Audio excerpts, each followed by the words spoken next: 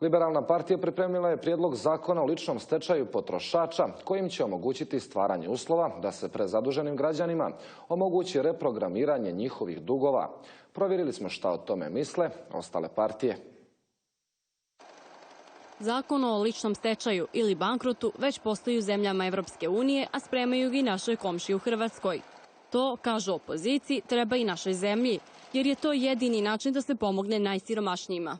Mi smo uvijek raspoloženi da se građani rasterete nekih obaveza, pogotovo najsiromašniji slojevi, ako ne mogu da plate te obaveze. To je suština države i vlade.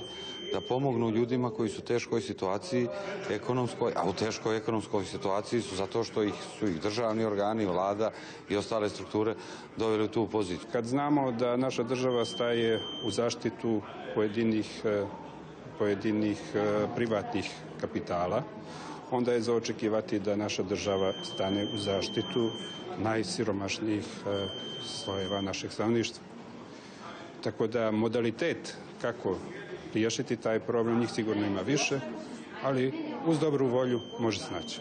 Ideja je prihvatljiva i za Demokratsku partiju socijalista. Međutim, kažu da treba dobro razmotriti i razraditi kome, na koji način i koje dugove oprostiti. Ima dosta dilema, da li je ta inicijativa precizirana, ponavljam, na koji način to da se realizuje. Ako postoje realne mogućnosti za to, sigurno će DPS prihvatiti tu inicijativu. Ali opet ponavljam, zaista ima dosta dilema.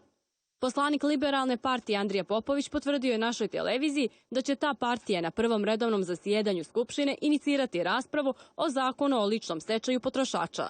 Dodaje da će se donošenjem ovog zakona stvoriti uslovi da građani reprogramiraju svoje dugove prema bankama, državi, kao i dugove prema telekomunikacionim i energetskim kompanijama i tako dobiti priliku za novi finansijski početak.